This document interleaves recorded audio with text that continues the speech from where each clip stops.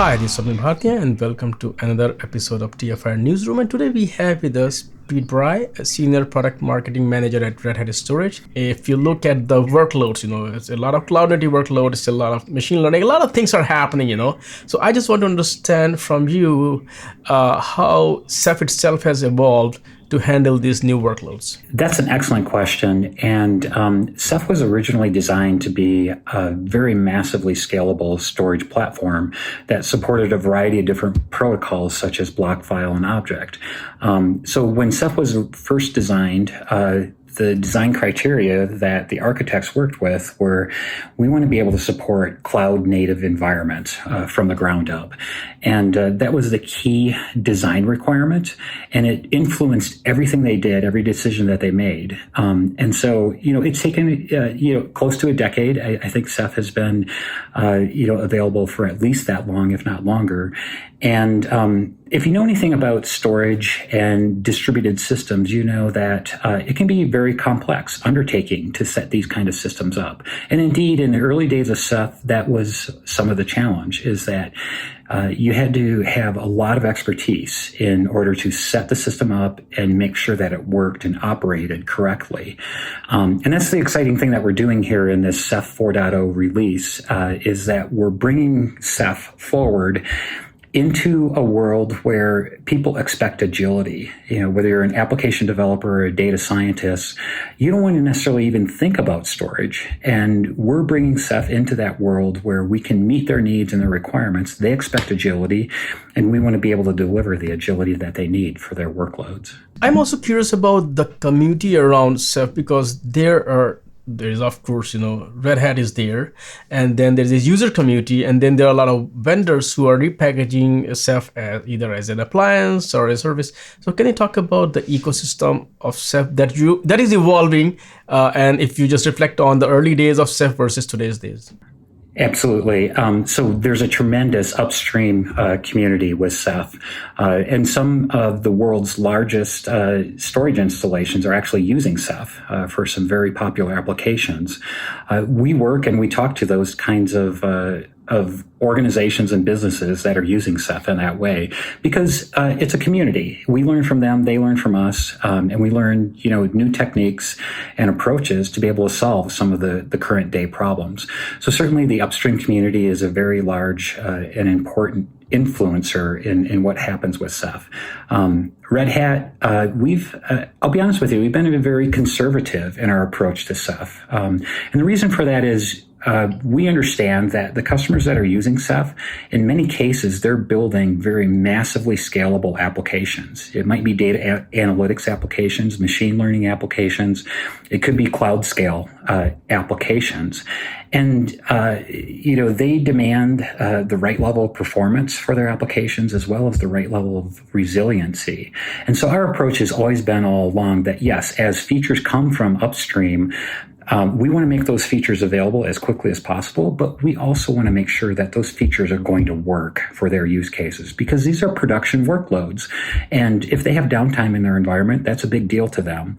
And so we've always had the approach that we do very thorough testing on all of our launches and all our releases.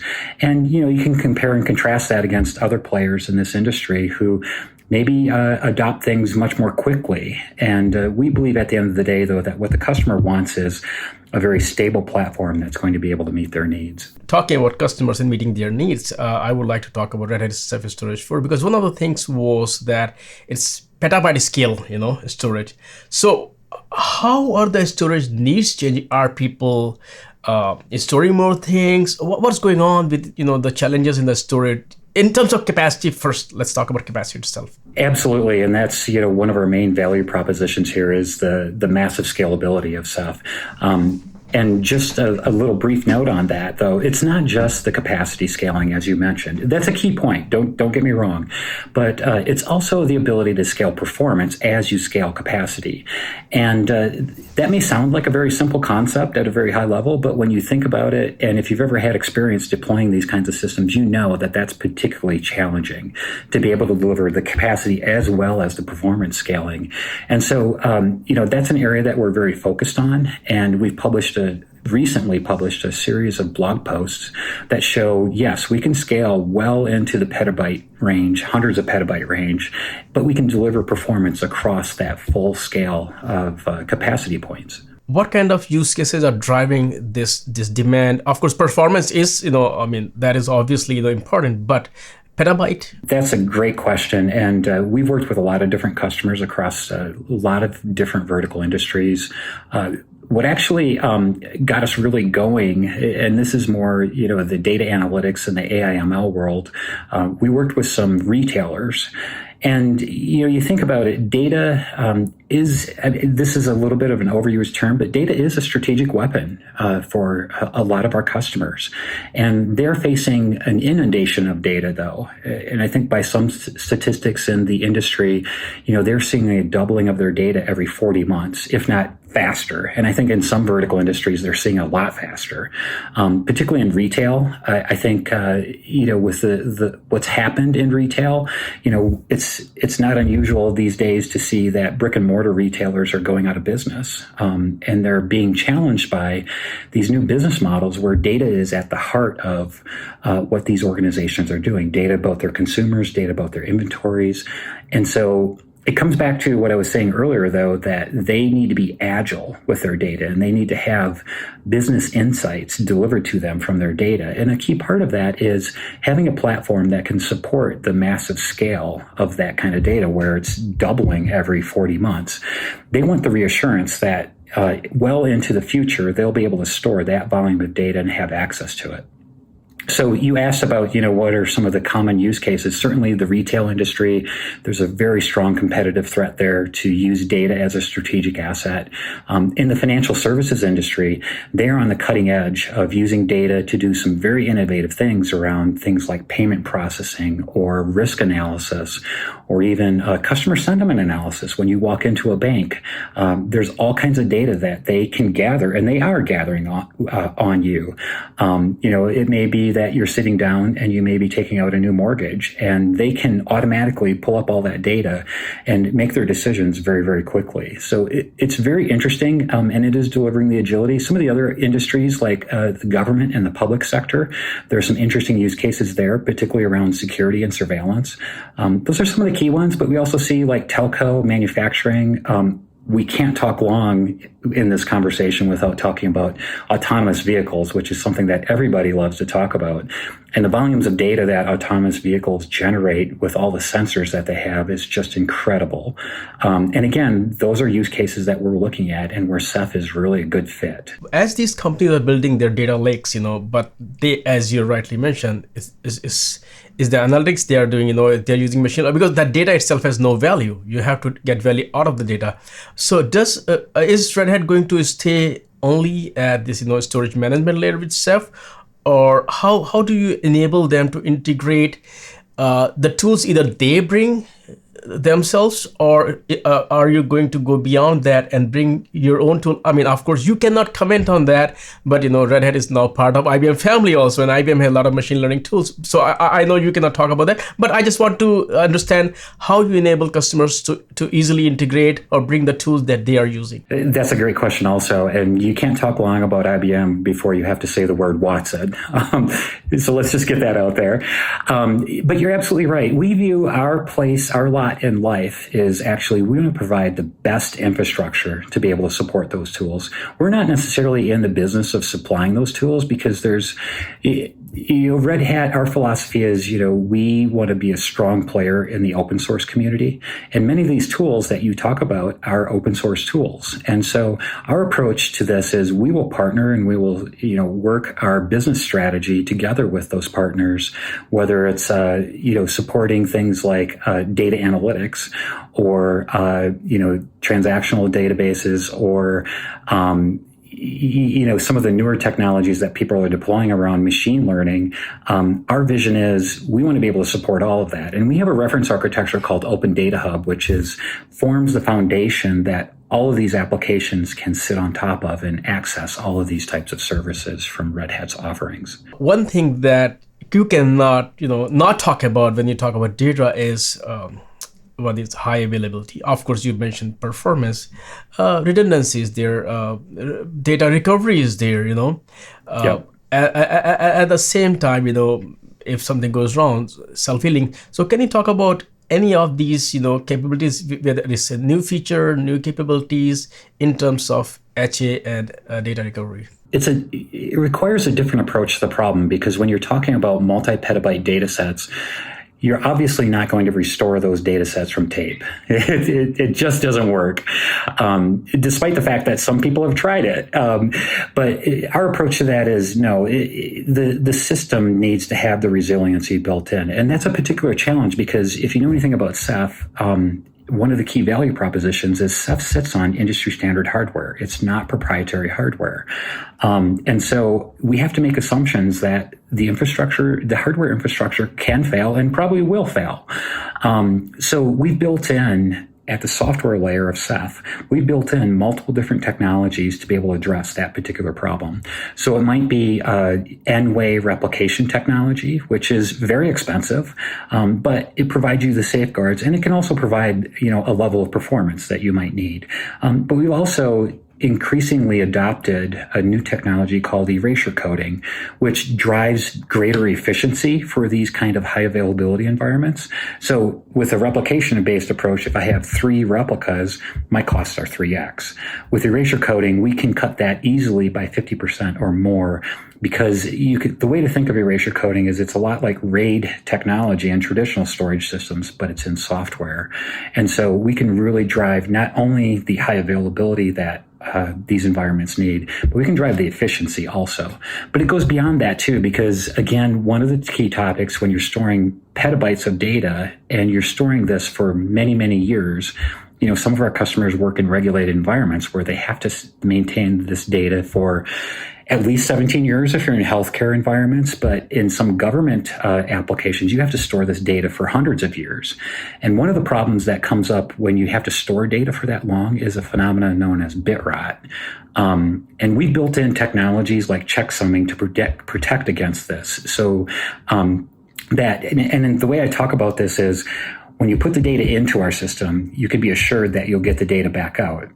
Whether it's, due to hardware failure or whether it's due to potentially, security issues. And that's another area with this Ceph 4 launch where we've made some serious advances in terms of providing National Institutes of Standards encryption, as well as enabling things like federal information processing standard for data security and data protection. We're enabling things like that to be able to happen so that we can protect your data, and you can be assured that when you put it in, you can get it back out in the state that you put it in. Now, here we are talking about all those advanced features that developers need, or which is like performance, all things.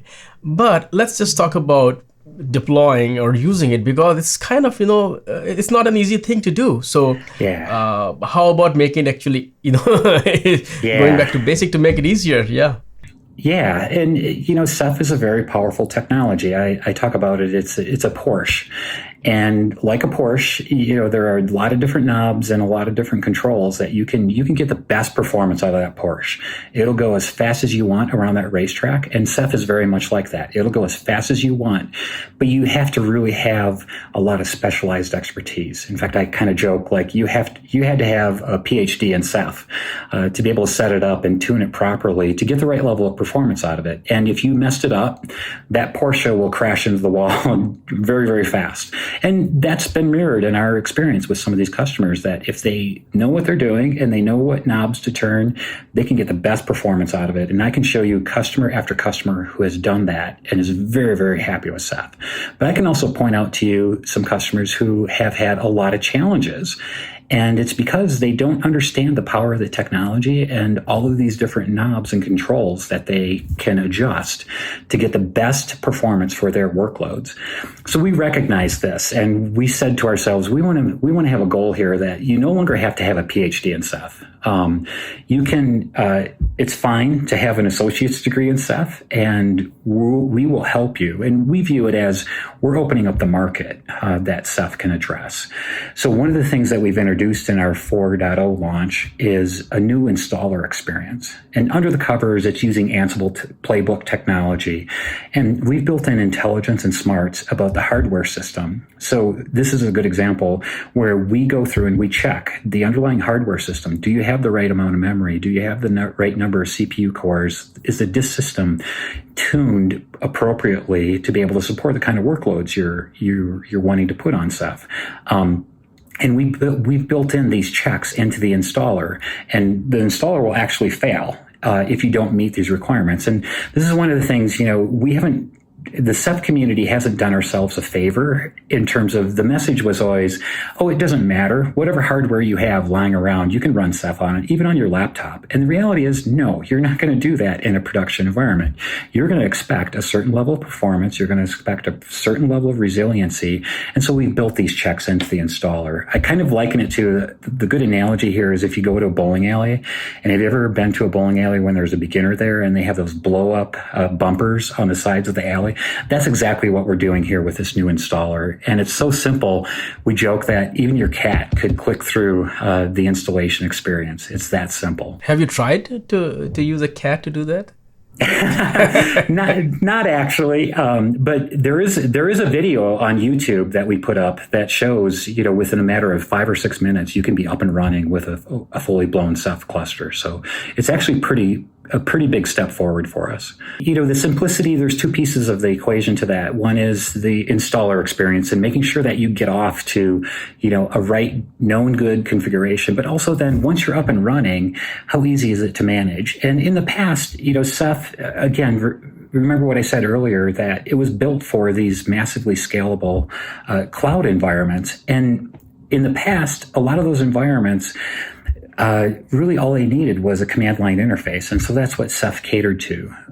But again, we're trying to bring Ceph more into the realm and open it up to these other markets for data scientists, application developers, and make it simpler, not just to install, but also simpler to operate. So we've built in a new dashboard management interface that allows you to manage and even delegate the management to more junior administrators. So again, we're trying to really push Ceph into a much broader market so that you don't have to have that PhD in Ceph to be able to operate it. Before we wrap this up, I have one last question for you, and that is that now new version of Ceph, Red Hat Ceph Store is out. How easy or difficult is it to upgrade from the previous version? So that's actually where we've made some improvements too. In our prior releases, our 3.2 and 3.3 releases, we made a significant architectural change, and we introduced a thing called Blue Store, which introduced, I'm not going to go through what Blue Store actually is, but it introduced very, very significant performance boosts for Ceph. In some cases, well over 2x performance boost. And with the 3.2 and the 3.3 release, it was an architectural change. So the upgrade process was a little bit more involved. But when we moved to our 4.0 release, we actually introduced the concept of being able to do rolling upgrades through your cluster. So it makes it a lot easier to be able to gradually bring this new technology into your environment. Awesome, Pete. It was great. Now I feel like I am a Ceph expert, actually, which I'm You've not. got your PhD in Ceph.